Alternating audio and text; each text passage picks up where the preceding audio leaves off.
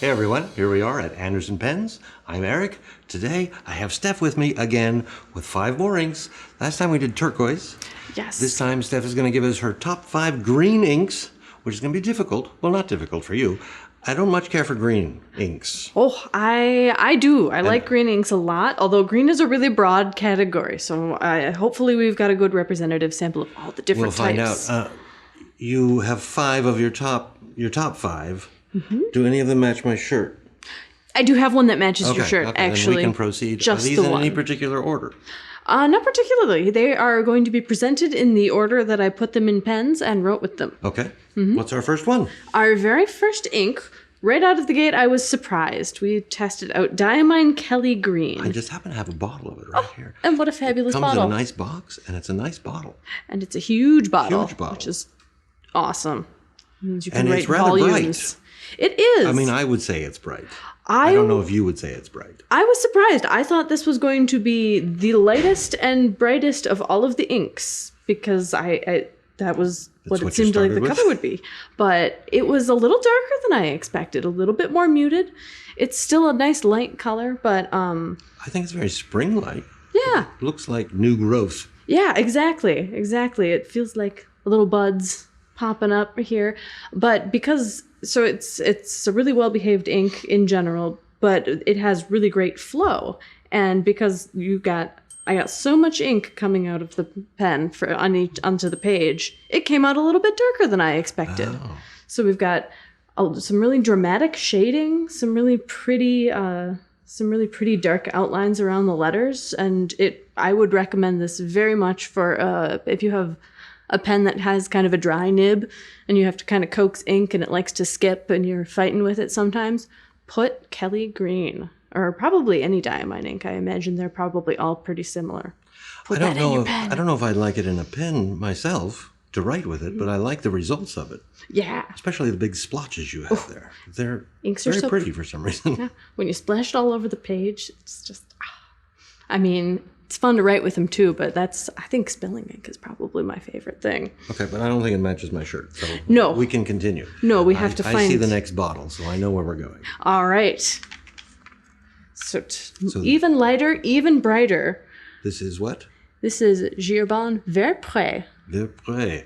Aha. Green. We have to be French when we say it. I don't know how to say it normal. Green spring? Spring green. Spring green. I mean... Well, it says green spring, but I know what you mean. This looks much lighter to me. Yes, I actually... Is it lighter or is it less saturated or both? It is less saturated, and I think that is the difference. Okay, that makes it look lighter. Yeah. A big swab of Kelly Green and a big swab of Vert Pre look like the same color, but just the way that Vert Pre behaves on the page, it looks a little bit lighter. But one thing that I really love about this ink and about Herbin inks in general is that they get really nice flow, almost kind of watery feeling, but they come, when you write slowly with them, they create a sort of haloing effect. So it's a little bit darker towards the edges of the letter, and it makes it look darker on the page.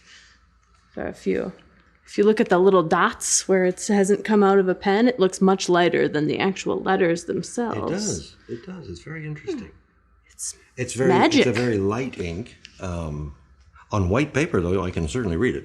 Oh, yeah. I always wonder with inks that light, is this going to hurt me to read pages upon pages? Right. And this one, I thought maybe it would, but I actually went back through and I read a little bit of this to see if it would bother me, and it did not. Okay, so we have a Diamine, and we have an Herbin, and I'm going to go with Diamine. For now. Yeah, that one definitely matches your shirt better, but just you wait. I have the perfect one. I see where we're going. Yes. This is quite a bottle. Oh, yes. This is an amazing bottle. Where are we going? If you buy ink by the barrel, Private Reserve Avocado. Oh, very dark. Yes, very good practical ink. I do think, as much as I like lighter inks for just, looking like there's a lot of color on the page, if you need more contrast in order to easily read pages, or if you're just going to be writing, if you're drafting a novel and you're going to read 10 pages of this, 20, 30, 40, 50, 100. Yeah, that's easy. Definitely go with this easy on the sort eyes of a if dark you're trying color. to read a lot. Mm-hmm. it's. I don't know that I would immediately recognize it as green in the handwriting. Yeah. The light would have to be good for me to say, oh, yes, that's green, because it's very dark. It's not black, but it's a very, very dark green. I wouldn't immediately say, oh, look at that lovely green ink. But in your splotches, it's obviously green. Yeah. It's kind of an added bonus. We probably don't encounter this much because we can use any color that we want in our pens. But if you are in an office space where people are going to make fun of you, or, if you have practical reasons that you need to use a very dark ink and you want to get away with something that's a little bit fun but isn't going to get you in trouble. This would be very professional. Yeah. I don't know about the Herbin. It's a little bit too fun. For professional, I would think. Depends on your office. That's a good problem to have, though. Yeah, I hope just to be wanted accused to of come being back to too this fun bottle because this someday. looks like the entire cap comes off, and it's a big wide opening. Yes, I can't. This one is sealed, but which would terrify me, except that it's so wide. It doesn't look like it could. Yeah. But if it's filled to the brim, I'm going to have to knock on wood after I say this. Remind me when we're done. But it would be hard to tip that bottle over. Yeah, we'll get it empty. Oh, it's 60 mil. All right, so there's quite a bit of ink in there. Yes. So you don't want to tip that over. Yes, and the one caveat that I will make with this ink, I did some science. You did science with the water drops, I see. Yes, because when we looked at older versions of this ink, it had washed out to like a brown, where it was like, it wasn't waterproof. You wouldn't want to like address an envelope with this and then not write over it with anything. But it washed out to like an interesting brown color. And I wanted to see if with new formulations, some changes behind the scenes at Private Reserve, if that had maintained. And I found a little bit of it. It's definitely not as pronounced.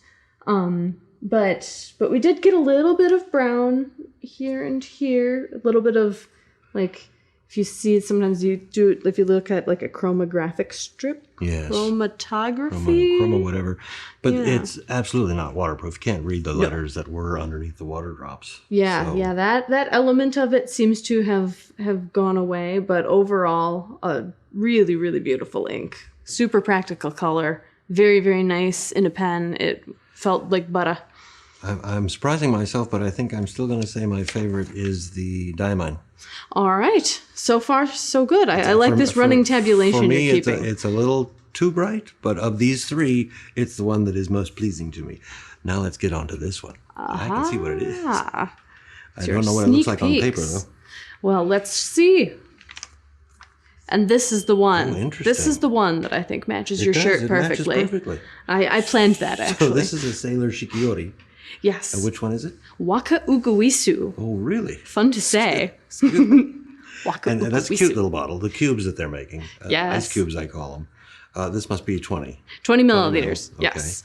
Not nearly as dark as Avocado. No. It's funny. I have used this in a pen. I used to have this in a pen pretty frequently, actually. And I could have sworn it was a brighter, more vibrant green, more similar to your Diamine Kelly green. And I was very pleasantly surprised. I mean, I like a nice vibrant green, but I really like this sort of olive color that we're getting. There's a good olive in the writing and kind of mossy in your splotches. Yeah, The olive writing is very pleasant. I think I'm going to go with this one now as my favorite. That is, and not just because it matches my shirt. Well, it doesn't hurt. No, it doesn't hurt. No. This is a beautiful ink. Yeah, this is a really good candidate for my favorite ink as well, especially because this ink, and I think it's Sailor inks in general, are just phenomenal when it comes to avoiding feathering. So all of these inks, I didn't have any feathering on this Clairefontaine paper at all. Is this the one you used on a paper towel? Yes. And you're saying it didn't feather on a paper towel? I tried to find a paper that this would feather on, and the closest I could get was writing on toilet paper with it. So there it feathered. Yes, I had to really push it to extreme situations. Wow, I'm gonna have to try that myself because I don't really believe you. Yeah. So I feel like we should have a little ad pop up for brass flossing sheets here. Oh, yes, you need those. If you write on toilet paper with your pens, be prepared prepared to clean them very well because those little fibers will get everywhere. And how did it do did you try it on a paper towel? Yeah, it didn't feather on a paper towel. It barely feathered on toilet paper. If you are writing on non-fountain pen friendly paper, I don't know. I wouldn't want to accuse the folks of Sailor of witchcraft, but well, I am going to try it. Yeah, I'm going to try it. I hope our findings are repeatable here. It just means I'm going to take this bottle with me. Well, reasonable. And I see the next one, and these are nice inks. I don't know what this one looks like. This is an Edelstein. Mm-hmm. I suppose it's jade. It is Edelstein Jade, and this one surprised me too. So look at how vibrant that is. Whoa. So much more vibrant. I was expecting a much darker green. Yeah. Closer to, which one am I thinking of back here? The avocado. I thought it was going to be much closer to avocado. Yeah. Is this even green? I knew you were going to ask that question. And we are pushing the boundaries. So I picked this one because I really wanted to represent the emerald green color family, that side of green, the more like... It does light look like and vibrant. Emerald green, yes. Yeah, it would look really nice next to like some magenta or some purple. But if we say that Kelly green is green, this has something more in it. Blue? Yeah, It's leaning way towards blue. Leaning way into the blue Very camp. easy to read in your writing, and the splotches are beautiful. They are. It almost looks like maybe on Tomoe River paper you would get a red sheen on it. There's a little bit of a black sheen. It leans red. Wow, if I look at it and squint. This is going to be difficult because olive green and this emerald green are very different. So how do you choose which one you like more? That has been my biggest struggle here is choosing 5 green inks. There are so many different types of green.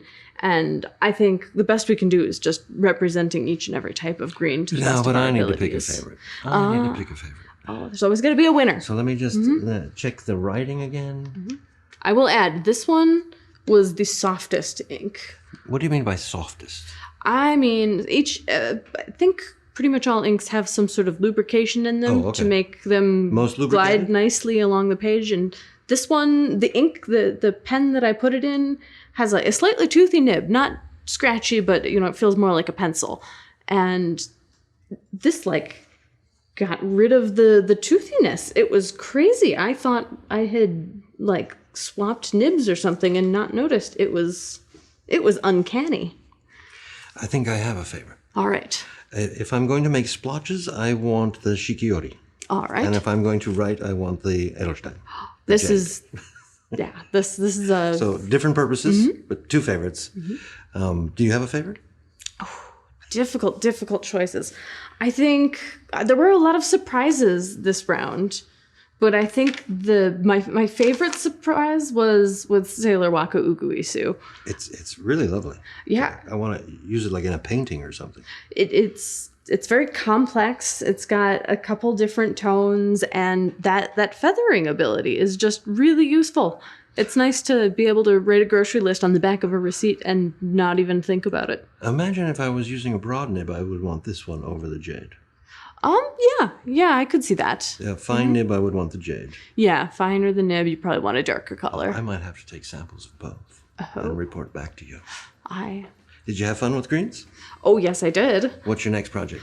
I think we're looking at pinks next, yeah? Yeah, spring. See what pink inks we can come up with? I have a lot of trouble with pinks because I like them until I have them in a pen and I try to read what I wrote. Well, we'll see if we can find some that mitigate that concern. Yes, please do. All right. I'll do my best. Thank you very much. Bye.